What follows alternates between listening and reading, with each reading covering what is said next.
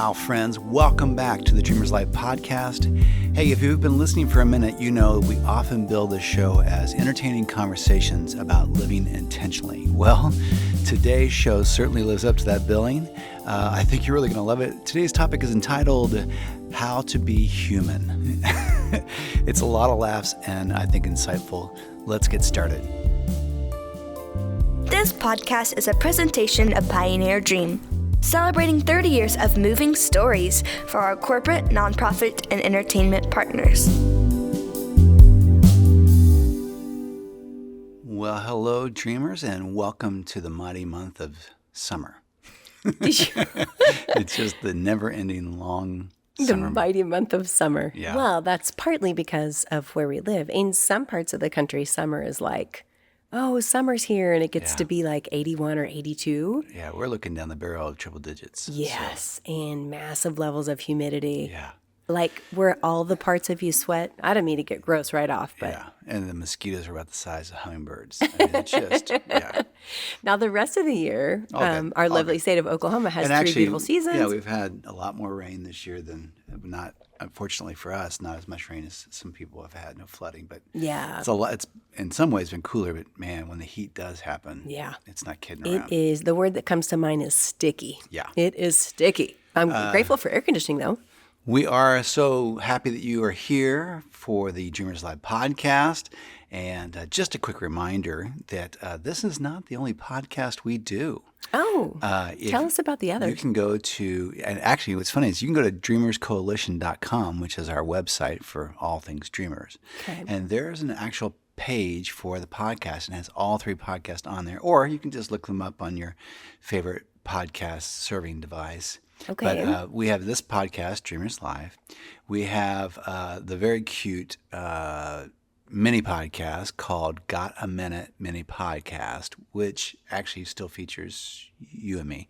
And it includes a funny chapter from my book, You Really Don't Have to Read This, and an original song from you. And then we actually take like 90 seconds and talk about the origin of the song and where it came from and all that kind of Pairing stuff. together. But it's like a fun little uplifting 15 minutes. Yeah, it's a short, so if you're just running some errands or doing a smoke break or your lunch break or whatever. Or you think I can only stand them for about 15 minutes? I can only do this for about 15 minutes. Yeah, that's a great podcast. Yes. And then we have never really talked about this podcast on this podcast. Are you going to tell people about the secret podcast? The secret podcast. Whoa. If you are so daring, when we do Dreamer stuff, we just try and keep that open. It's for all audiences. We want to connect with everybody. We do very some of general. the subjects even in the schools and all that kind of stuff. Yeah. And because of that, we stay away from some things that might otherwise be difficult for some people. So, Right. But we do have one podcast called the Mixed Up Mystics podcast. Yes. It's sort of uncensored thoughts. Yeah, and it's kind of all things spiritual and as we would say in our neck of the woods, spiritual. Right. And anyway, so if you are so daring Yeah. and you would like to do that, you can just look it up. It's Mixed Up Mystics with a Y. Yes. And anyway, that's also, if you go to the podcast page of our dreamerscoalition.com website, you can find it there too. Yes. But it's there's kind of our secret podcast. We don't really publicize it because they're really just kind of raw, honest, and I think sometimes pretty funny It's not conversations that we have. It might not be a podcast for everybody. It might not. On this case, this is a podcast for everybody Yeah. and their dog, really. Yes. And maybe a cat or two. This is a they're nice cats. This is a funny podcast today. So, how we sometimes we talk about like an idea whose time has come, and normally what we mean by that is you find yourself hearing the same idea or concept or iteration in different settings Yes. over the course of a couple weeks, and it's like an idea won't leave you alone. And you you're keep like, hearing oh, it. okay. It's yeah. kind of like when you meet somebody for the first time. Yes. And right. then all of a sudden you see them a bunch Everywhere of you places. go, they're there. Yeah. You're like, You're I've in the never grocery met store, you, but now you're everywhere. I don't normally shop at this store, but here I am. Here I and am, and here you are. Yeah. Right.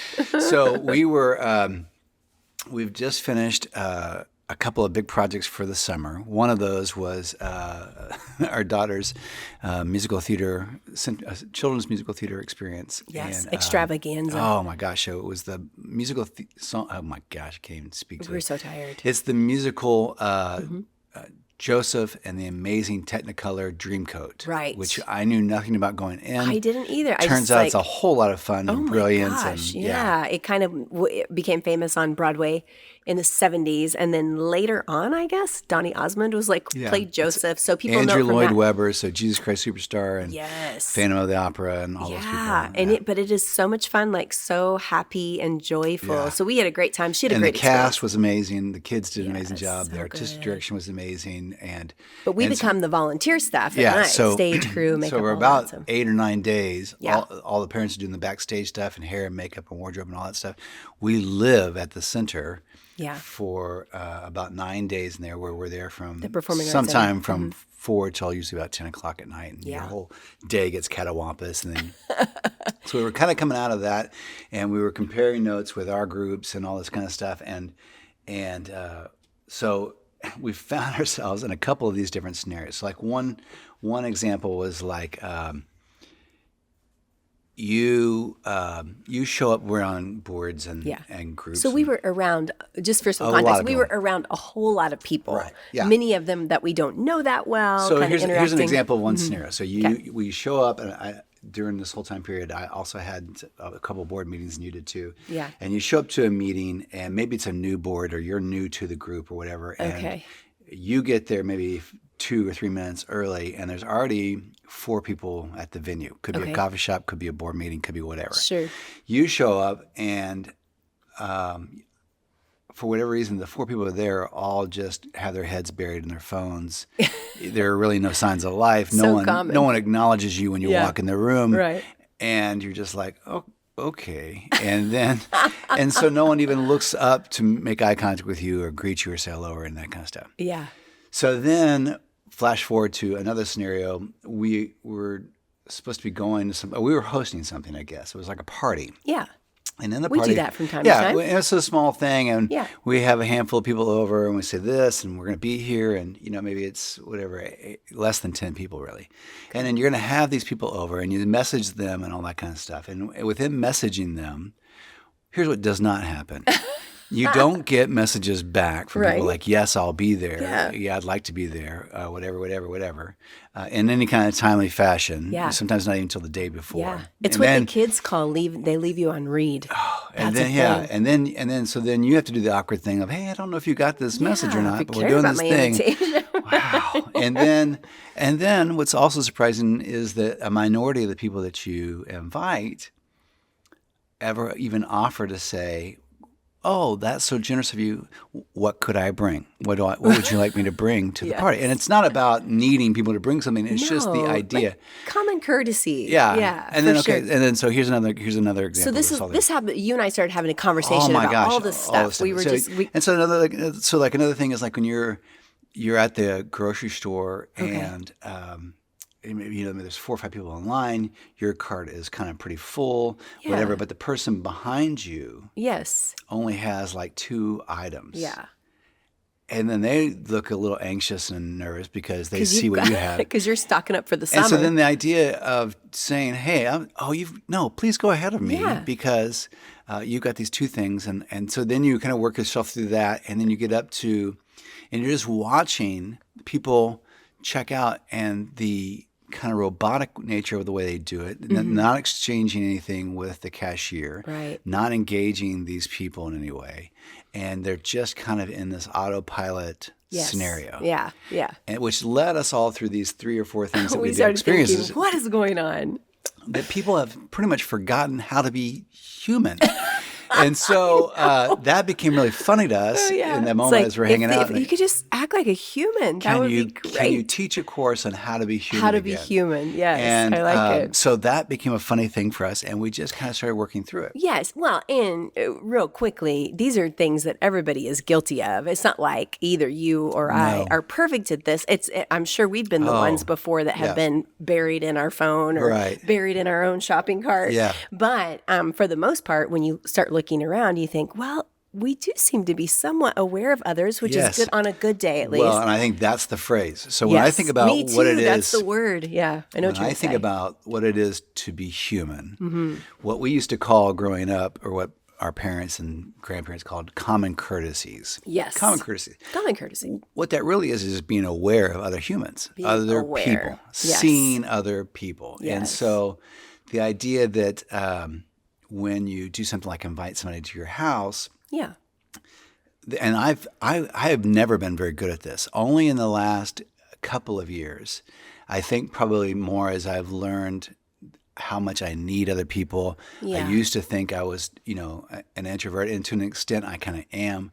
But now that I've really begun to value people more, I become aware of them more. And so then you start thinking, what does this person need? Yeah. This person is inviting me to their home. Yes. So what do they need? Well, they need to know, that I got the invitation. Yeah, I'm aware of them. If you can't come, that's okay. Whatever that is. Or if you don't know. That's part of the fallout on this human thing. We have this thing now with communication, whether it's email or voice messages or text messages. There's so much communication. That if for some reason that happens and you don't have the answer then, you just go to radio silent mode.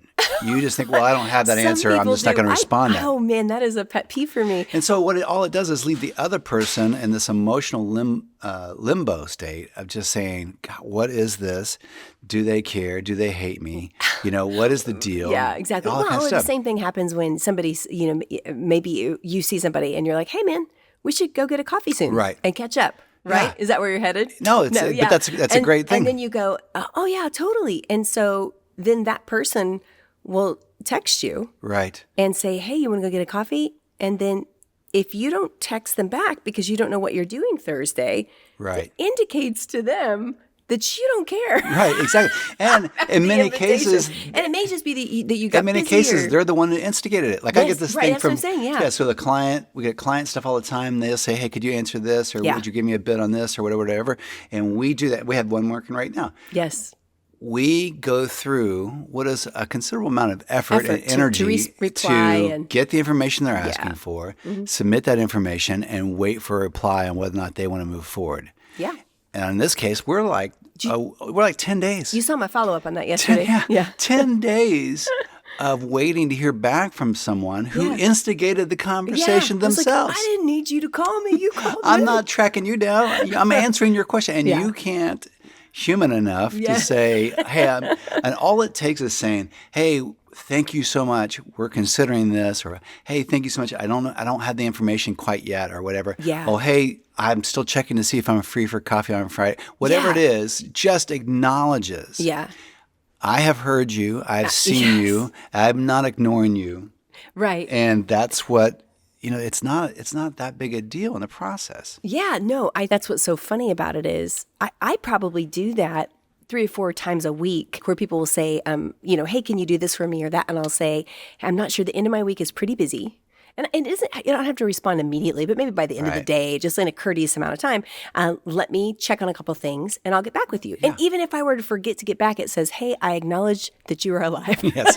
Well, again, it's awareness. What is that other person thinking when I don't reply? That's right. What is this other person feeling or thinking or considering when I go a week without answering something that seemed like was pretty important to them? Right. So it's okay to not have the answer. It's the radio silence that becomes the issue. Yeah, absolutely. Yeah, so this awareness, this example of the house party, that whole thing, the awareness of other people, I'm still amazed at how many times we will do some social event, whether it's at our loft or at home or whatever, and people lack total awareness of when they should get there. Like if they show up 10 minutes early and you're still in your underwear trying to get stuff laid out, and instead, these people are showing up at a time that's convenient, or they show up ultra late, or they don't communicate that they're coming at all. What's funny about that is I think a lot of times they do that. In arrivals, people will come early because they're kind of nervous about it, which is, I understand that because we were thinking, what were they thinking when they came 15 minutes early? They're a little nervous. They want to make sure they get a seat. But if you weren't just thinking about yourself, if you were thinking, you know what, these people might still be in their underwear getting out the cheese and crackers. It's the same thing like when they get there and you're still putting stuff out and it's obvious the party's at the beginning or whatever, and then they just lock in on you.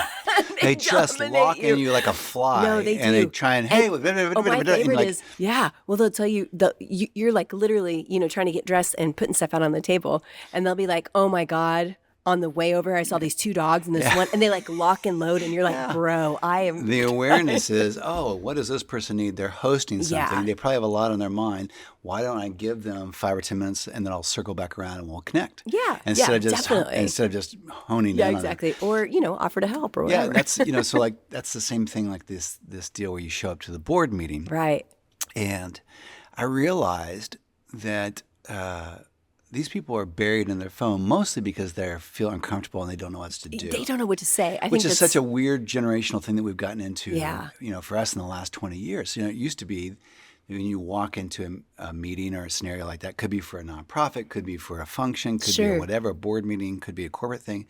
You would immediately look people in the eye and say, hi, Yes. I'm Jay Webster. It's nice to meet you. Yeah. How long have you, and then you just make some conversation there. Yeah. And it's a little how's your day going? Yeah. How long have you been a part of this? What's this about? This, that, It's and the maybe other. a little uncomfortable at first. It is, but it's I think- connecting people instead of just living like robots Yeah. in this, Yeah, definitely. Well, and we we use technology every day. We work on it, and so we're not anti-technology at all. But when you're with kids, like when we do DreamersCLUB with the middle school kids, the phones are like all of our security blankets. Yes, So right. you have it. You Yeah. have a free moment, you're there, and so you immediately go to it. Well, I feel like kids and a lot of adults have forgotten because I feel like in Yes. our generation we learned some of that, but we've unlearned it.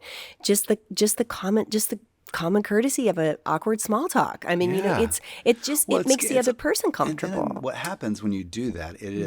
It's getting to know people. So Yeah, and it does like in this require one, a little bit of work. In this one particular meeting I was in, I was going to be with those people off and on for several days in a row. Oh, whoa. And had I not instigated Yeah. some conversation in there, we would have barely known each other's names. Yes. We wouldn't have known anything about each other, where they live, where they're from, what they do, why they're involved, why they want to do this, what their aspirations. But because we broke down those barriers, we ended up laughing and we ended up connecting. And got we to ended know up each doing other. all this kind of stuff. And then it was a thing where it was kind of difficult to tear yourself away from each other. Yeah. As opposed to how soon can I leave? This is so painful. So it took something that could have been painful, could have been robotic, and it made it enjoyable. Yeah. And now we're connected to these people. But to me, part of being human is being willing to take the risk to break that plane. Have you ever Yes. noticed this? That it takes somebody, and it's almost always me who's going to do it in a situation. Everybody's kind of, working on this in this big volunteer group we were in. Man, there's a lot of really great people that I got to know. Right. But it took me introducing myself and looking people in the eye and saying, "Hi, I'm Ann Jeanette. How many years has your daughter been in the show?" Right. Cool. Yeah. Where are you from? We try to avoid what do you do for a living until later because, but you can find ways to connect. But I mean, do you find that people look at you like you're weird? Like when you do that? At first, but and they're then glad. they get a little nervous. Yeah. And I think when I was at a younger age, that kind of made me nervous too, because I considered myself an introvert. I wanted to hide. Yeah. I wanted to get in and get out. For some reason, I felt like my life was happening somewhere else, that it wasn't happening. So, now you kind of look at it like my life is happening wherever I am. Yeah. If I'm in this meeting and I'm doing this, then my life is happening here. If I'm at home, then my life is happening here. But I kept trying to save myself for home. That's to get home. I interesting. gotta get home. And then once you get there, it's like, then what am I doing? but then you were kind of cutting yourself off from all the other experiences around you that do take up, in some cases, the majority of your day. Yeah. And you're not living the majority of your day. That's so in interesting. the process. Yeah. Yeah. It was also interesting part of being in this volunteer crew. One of the things that I did was I helped on the makeup crew. So we would get to see, it's like a cast of, was it about 60 kids? 50 to 60 kids that are coming in. And so as part of the makeup makeup crew. There were several of us, and we worked in different areas. So there were 2 ladies with me. They were great. And of course, now we're friends because I made them talk to me. But every time one of the kids would sit down, the first few minutes, I noticed that everyone was kind of like silent. Right. They would sit there, and the other volunteers would be working on them. And then finally, I just thought, the kids would sit in the chair, and I say, "Hi, I'm AJ. What's your name?" They're like, "I'm Trevor." I was like, "Thanks, Trevor. What are you playing in the play?" And then what was funny was we would strike up these conversations that made the time pass. And then throughout the week, the kids would want to come to my chair because I was just talking with them, and I'd remember certain things about them. It was fun. The other moms were so sweet. They started doing that too because they were watching me. And I remember one of them, who's great, she's a friend of mine now, said, "It's so great the way that you're interacting with the kids." And I was like, it's called talking. It's what the humans do. I know, but it's interesting because even in that scenario, it's literally children's musical theater. Right. And yet all the adults show up, and they have to do the physical transaction of putting the play on in terms of the lighting and the moving the sets and the wardrobe and the hair and all that kind of stuff. And so because there are adults in the room, if you are going to pay attention to someone, your gravitational pull is to pay attention to the other adults. Yeah. And not kids. Yeah, it's interesting. And so we have to remind ourselves, and I did. You had a position that, you always do that anyway. But yes, I was around the kids a lot, But I remember making eye contact with a number of the kids and giving high fives. And saying, "Great job." And clapping after they came off stage and doing all this kind of stuff and asking them kind of reoccurring questions over the couple of night performances they did. And trying to engage them as much as possible. And they have a tough time with it. They feel like they're not supposed to really look at adults or bother adults or whatever. It's so strange. And so it is difficult. But forming that connection. Yes. Being that comfortable place for a kid, that was really important. Yeah. And if I'm trying to think past myself, which would be, I'm aware that this kid is going into the show and they might be a little nervous or they're tired from the night before, or the other mom volunteers that were sitting with me, they probably had to wrestle their 13-year-old there with tears and the whole thing too. And so it's sort of trying to get yourself in the realm of thinking of other people. Yes. And I also think that part of being human, or maybe trying to be a better human, is giving people permission to have fun and engage. Don't you think that's a lot of it, especially with adults? Sure. It's like, hey, we're here.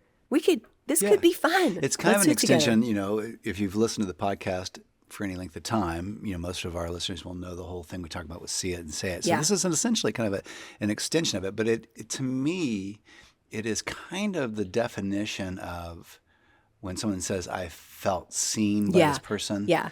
It's that. And it's such a simple thing to see somebody. So the awareness of it, not just knowing that someone else is in the room, but acknowledging them. And where they may be in that day. Engaging them. Yes. Asking questions about them with some interest in the answer. Yeah. Not just making generic conversation. Right. Yeah. Doing that and engaging someone. So in that moment, I would say that the people in my board meeting, those people felt seen. That's cool. And now that we're connected, they know me, I know them, and we know about each other. And yes, it's a little bit like the burden was on me to do that. Sure. And I had to carry that.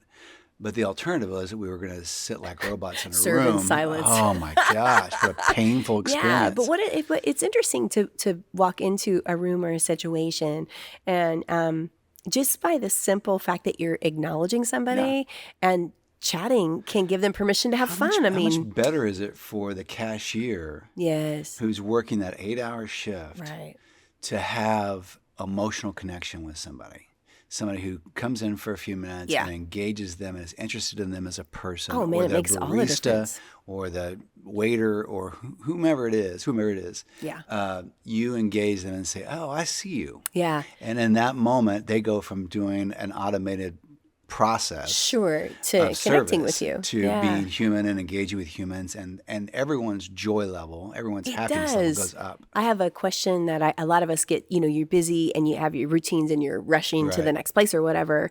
I have a question that I normally ask that has become habit for me. And a lot of times it'll give me a second to almost collect myself and pull away from my internal, what's going on in my mind, and focus on them. It happened this morning. We were at Starbucks. It's summer, so we're carting our kiddo around a lot, and she doesn't want to be there. And we, no, it's just, summertime. Any mom here knows, and some of you have 3 and 4 kids, but there's just a lot of negotiating and stuff. So we're there, and I'm thinking, so we get there, we're going to grab a quick drink. And my habit question, because I was a little frustrated with what was going on in my own internal situation, is I'll say, hi, can we do this, hi? And then my habit question is this: how's your day going so far? Right. So like if we say, how are you? People say fine. But if you say, how's your day going so far? And every time they look at you and they go, oh, well, I just got here, so not too bad. Right. Thanks for asking. Yes. And that gives me a second to be like, stop being self-focused, and then I can engage in a quick conversation with it. It doesn't take long even. It's like, you're a human, I'm a human. Right. The brilliance of that is that not only are you humaning well, and not only are you making someone else's day or experience or life better, but life is hard, and there's a lot of squirrely thoughts that try and go in my brain, and things I had to kick out a lot, and all that kind of stuff. Squirrel factory. And things that are legitimately difficult. Yeah. And yet, the more that I'm around other humans, Yes. and the more that I engage other humans, literally the less time I have for all those other thoughts. Isn't that the truth? So and don't things feel lighter? Yeah, I feel lighter. better Yeah. engaging. I feel better in living with other people. Yeah. I feel less lonely or less anxious or less whatever. And I literally have less time for those other feelings if I am with other people and adding to their life and they're adding to mine. Yeah, I mean, maybe that's part of what it, like, always love the phrase to sort of bear one another's burdens. It sounds kind of heavy, but on sort of a lighter daily sense, the truth is, like you said, being human is hard, and everybody's going through stuff. And I feel like when we just engage with people and even just give them just a moment to be seen, or to feel like they're important, or that there's something beyond the task they're doing for me, I feel like that says, I'm human too, man. Yeah. You're a human, and it's hard, and I hope you have a good day. I mean, but they feel, in a way, I feel like our burdens are lighter because we're giving people permission to be human and to have fun. I think what might be fun, and maybe we'll do this, we're not much on series, but maybe when something occurs to us, we'll do. Maybe we'll do a thing. Maybe we'll break this down into some different sectors or different parts of life. Yeah, because we kind of just went for the whole how to be human here, and how to be a human here, and how to be a human here. How to be a human at school. Let me close with this option, or this thing. Okay. So 2 things.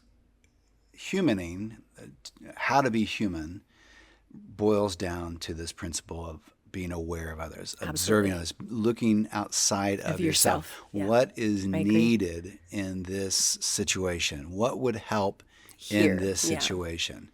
Yes, I would like to hide in this corner over here. Mm-hmm. That's not really what's needed, though. What's needed is somebody to encourage and to help and to do something. So that's our question. Yeah. So one of the things that the center did during the Children's Musical Theater, which I just thought was brilliant, and it's probably something we'll steal. Oh, cool.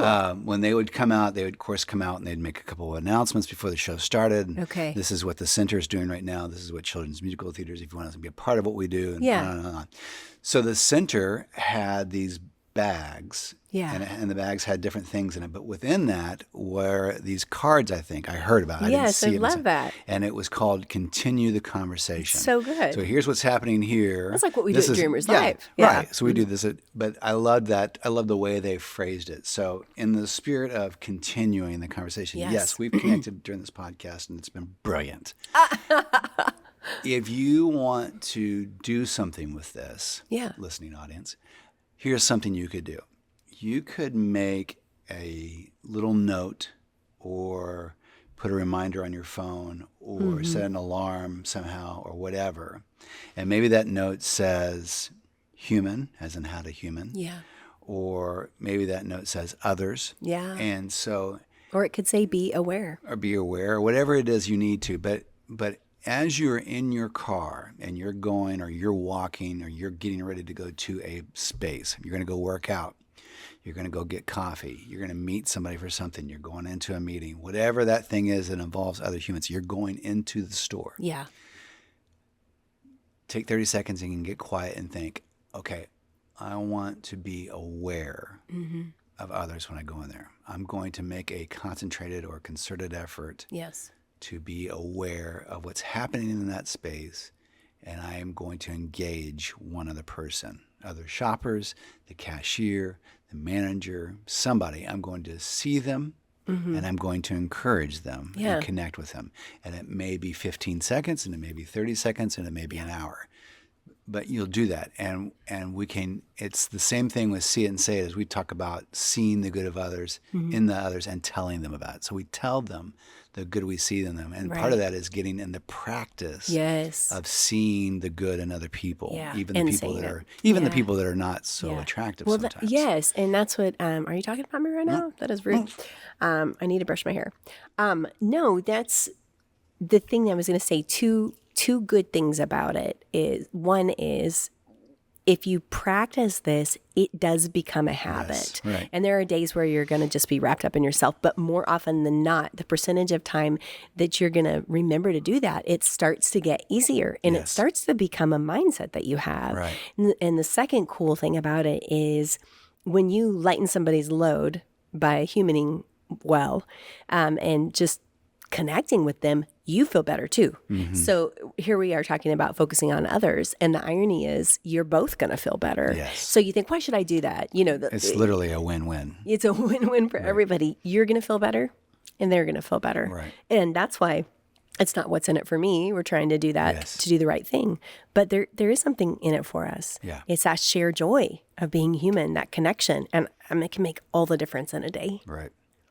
So this is lesson 1 on how to be a human. How to be a human. And lesson 1 is be aware of others. And your assignment is to make a card, make a reminder, do something so that as you go into your next several human encounters, you will say to yourself, I want to be aware of others. I'm going to engage people, and I'm just going to be aware of that. I love and it. Take action on it, and then we'll just see where this thing goes from there. And perhaps in the meantime, if you have something where you've observed people not being human, or you have something where you have worked on, or you have a goal on how to human better, send it to us. Maybe we'll talk about it. Love it. It'd be fun. Thank you, Dreamers. It's always nice to be with you, and we look forward to doing it again soon. And between now and then, listen to the other podcast.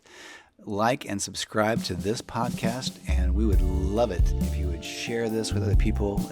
Let's broaden the conversation a little bit, and we're so grateful. We so gratefully appreciate your connection with us and being part of this conversation with us. Thanks for listening, guys. All right, peace out. Thanks for listening. We'd love it if you would like and subscribe to the podcast and then share it with the people you know. We want to include as many people as possible in the conversation. Also, be sure to check out our Got a Minute mini podcast, which pairs funny stories with original music all in about 15 minutes. Thanks! This has been a production of Pioneer Dream.